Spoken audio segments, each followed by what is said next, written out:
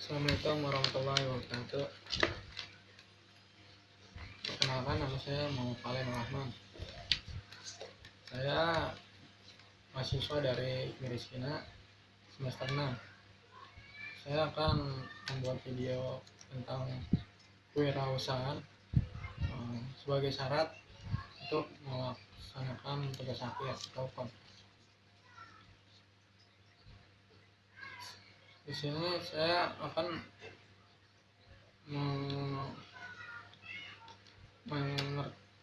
menjelaskan pengertian kewirausahaan. Secara harfiah, kewirausahaan terdiri atas kata dasar wirausaha yang mendapat awalan ke dan akhiran an, sehingga dapat diartikan kewirausahaan adalah hal-hal yang terkait dengan wirausaha. Sedangkan wira berarti keberanian dan usaha berarti kegiatan bisnis yang komersial atau non komersial, sehingga kewirausahaan dapat pula diartikan sebagai keberanian seseorang untuk melaksanakan suatu kegiatan bisnis.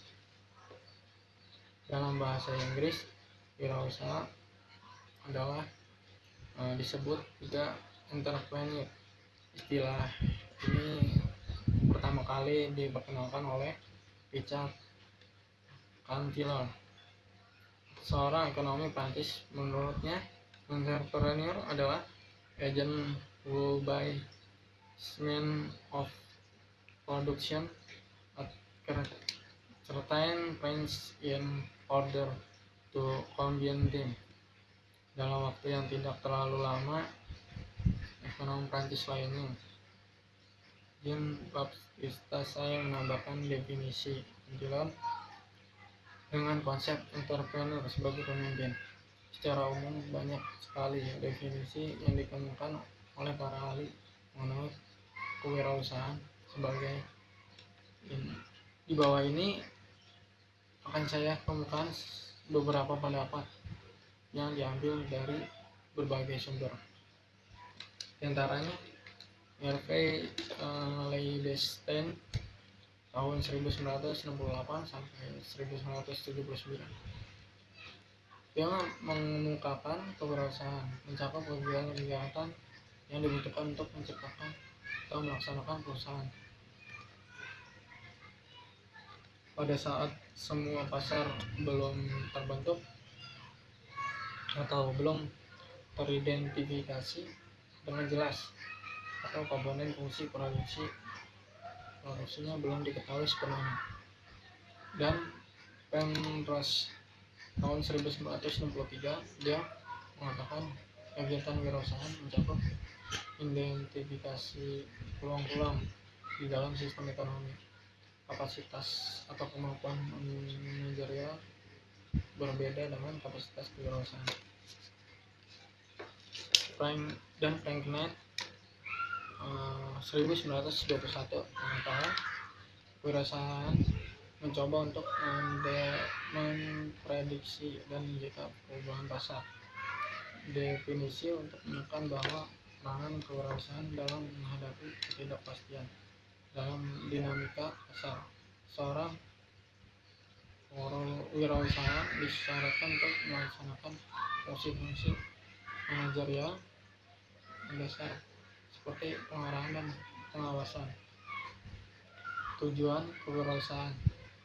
Seorang sosiolog bernama David Mansfield mengungkapkan bahwa apabila sebuah negara ingin menjadi makmur, minimal sejumlah 2% dari keseluruhan penduduk di negaranya tersebut menjadi wirausahawan. Indonesia sampai saat ini, menurut sebuah riset, jumlah penduduk yang menjadi wirausaha baru sekitar 0,18%. Menurut informasi yang saya baca di internet,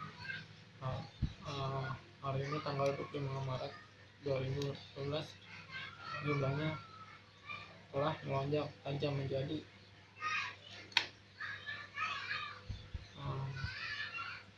maka tindakan tak heran apabila Kan apabila saat ini kondisi perekonomian Indonesia tertinggal jauh dari negara tetangga yaitu Singapura yang memiliki prosentase wirausaha sebesar 7%, Malaysia 5%, hingga 10%, hingga Cina 10%. Apabila apalagi jika harus dibandingkan dengan negara di Amerika Serikat yang hampir 13% penduduknya menjadi wirausahawan. Maka dari itu, dengan ditumbuh kembangkannya pengetahuan seputar kewirausahaan akan membangkitkan semangat masyarakat Indonesia, khususnya generasi muda atau mahasiswa, untuk menciptakan lapangan kerja dengan berwirausaha tidak hanya menjadi pencari kerja atau disebut juga job seeking, dengan dilandasi semangat nasionalisme bahwa negara Indonesia harus mampu bersaing di pencah percaturan perekonomian di dunia. Maka akan banyak mahasiswa yang bermotivasi untuk meningkatkan kualitas dirinya dan mencetuskan ide-ide kreatif dalam bidang kewirausahaan yang berdaya saing tinggi. Mengapa? Dengan semakin banyak wirausahawan di suatu negara akan meningkatnya daya saing negara tersebut. Jawabannya saya kira cukup jelas. Pertama, sebuah negara yang memiliki kewirausahaan tentunya akan mendapat penghasilan yang besar dari sektor pajak atas kegiatan ekonomi yang mereka lakukan. Coba bayangkan apabila suatu negara terlalu banyak pegawai negara sipil yang kurang atau bahkan tidak produktif, maka mereka setiap bulan memakan anggaran negara untuk menggaji mereka, namun sumbangsi mereka pada perekonomian nasional sangat minim, baik dari segi pajak maupun tingkat konsumsi. Mari kita lihat contoh lainnya. Dengan semakin banyak penduduk menjadi wirausaha, maka ekonomi mereka akan mandiri, tidak akan bergantung pada sistem ekonomi kapitalis.